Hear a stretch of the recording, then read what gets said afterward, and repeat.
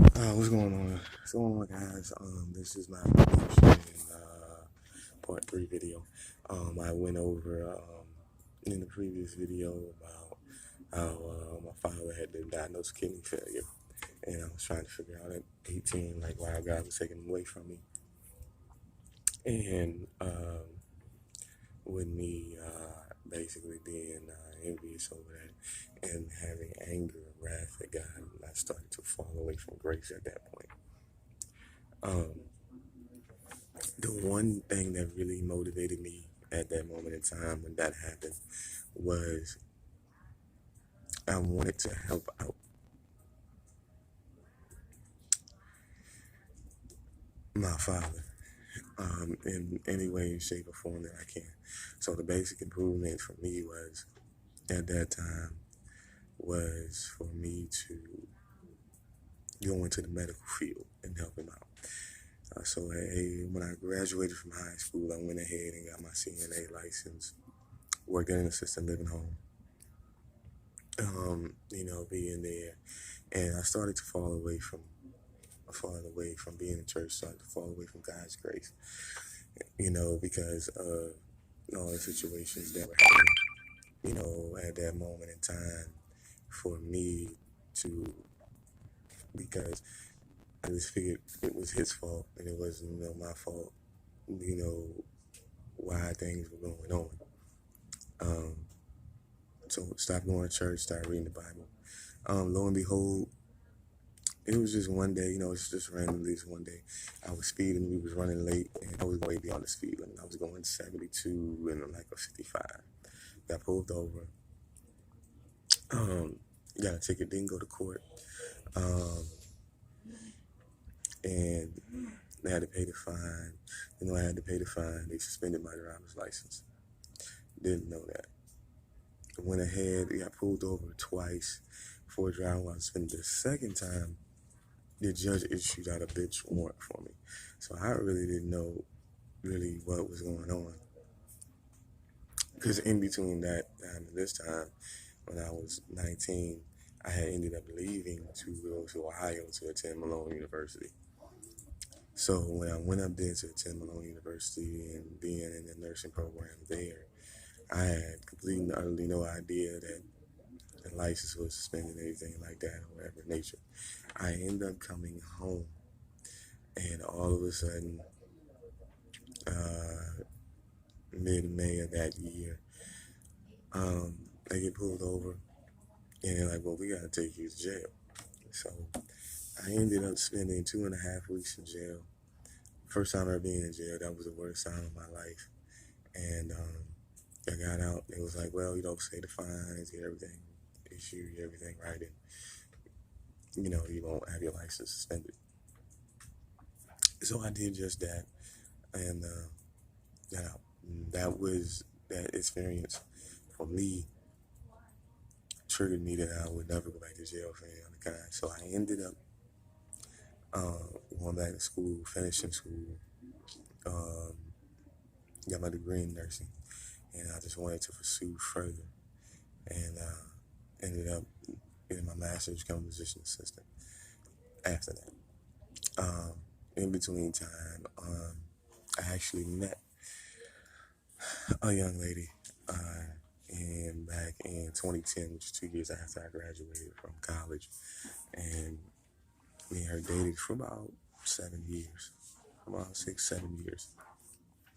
And I really want to thank her because she's the one that got me back into church where it's supposed to be.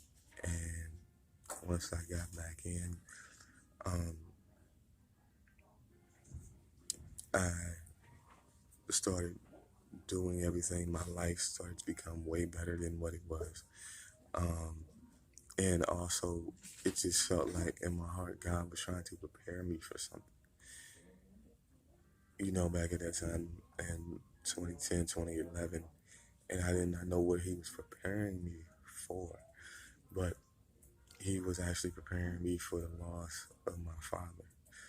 So in May 19th of 2013, I was there. It was Women's Day at the church. I had my phone off that day, and I started feeling bad before I even went to church that day. And didn't know really what was going on. While I was at church, my father passed. I got home, and got a message stating that I had to call home. And when I got to call home, then the message stated that talk to my mother, and my mother, which is very strong, very confident, she had told me at that moment in time that my father had passed that afternoon. And that was the one thing that God was preparing me for, was for his death. And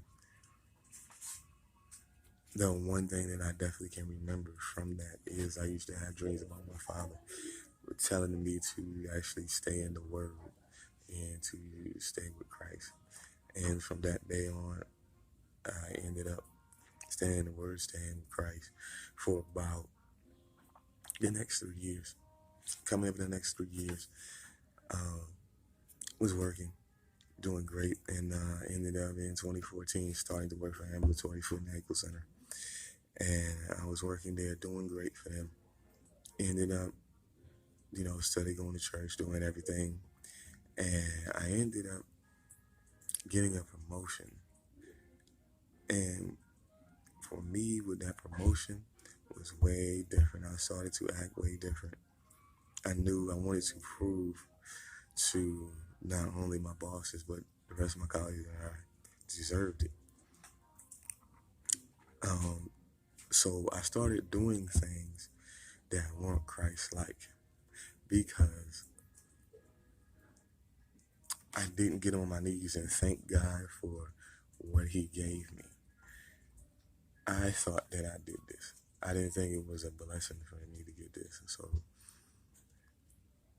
when that happened, I started to fall away from God's grace again.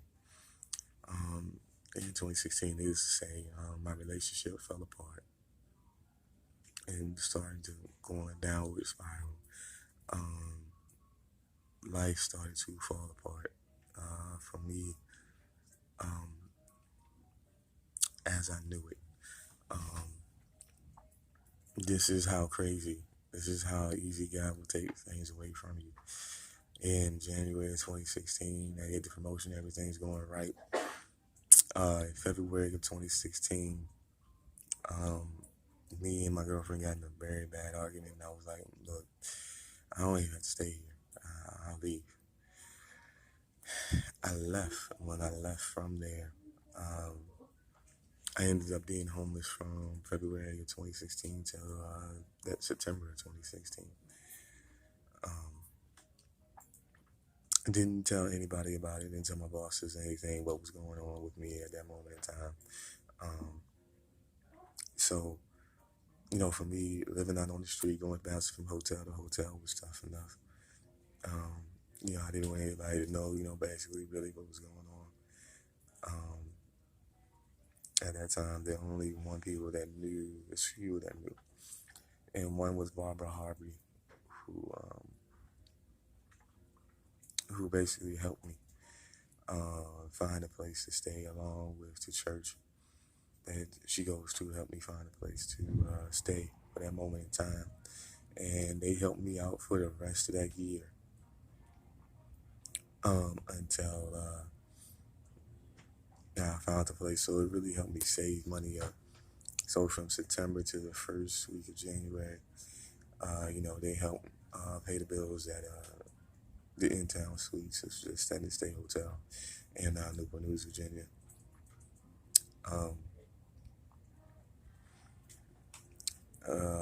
About a week or two into the new year, 2017, I ended up finding a place and living in Forest Landing Apartments in Newport News. A very nice place. I loved it.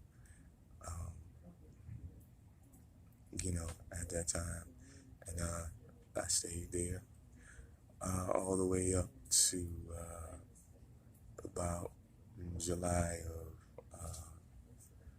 2017. And there's a reason why I didn't stay there from that time to that time. I ended up at that time from January on. Me and my ex-girlfriend was kind of on and off. And at the time, so I finally decided to actually break it off. I was, at the time, was hanging out with people that I didn't want to hang with. But I ended up doing it because I knew for me it was the instincts of survival, because they're helping me out because I'm using them for something and they're using me for something. It wasn't for good causes either. So I'll never forget it. In the end of July 2017, I ended up having one terrible night for me that night. And the following morning, I ended up somewhere where I didn't want to be, where I promised myself I wouldn't want to go back with 12 years ago, which I ended up back in jail. And I ended up in jail, and I stayed in jail at that time for 289 days. And for the people that don't know what 289 days is, it is 9.5 months.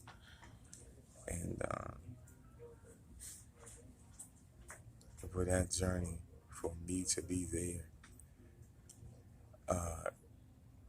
I thank God for it, because He had to really put me in a place, in a situation to where I really truly could hear Him. And once I started to hear Him, I rededicated my life to Christ. I got out May 14th of this year, and I rededicated my life. I found a church, got back into school to go ahead and pursue my doctorate at the time, and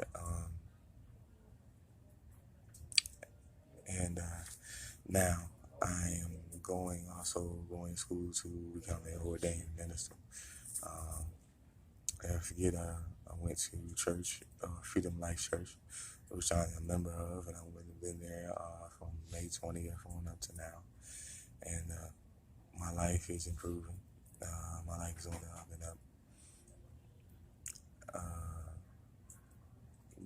As of now, as Lil Duval would say, I'm living the best life. Right now, working as a physician assistant, and also surrounding myself with some of the best people ever in my life, which is one, my best friend. Shout out to my man, Rasheen Dixon. Yeah, that's basically my best friend in the whole world. Who's been there through me for the ups and downs. Shout out to Kim Fields. At the time, they've really been behind me. Shout out to my whole entire church, Freedom Life Church, and my mom. Everybody knows my mom has been there, and definitely. And I like to shout out all my other people that I hang with on a daily basis. Sherelle Jones, Anissa Gohan Williams. Shout all those guys out. My next video, you will actually see some of the people that I'll hang out with, and the videos to come, you'll see places that I've been. So, because I'm definitely taking daily travels to show you guys where I've been and what I've been through, and you'll see some family members as well. So be on the lookout for those videos. Please, excuse me, something's in my throat. But please follow me on Facebook, which is Roland Davis, and follow me on Instagram, which is at redeemed1_4185. Thank you guys. Peace.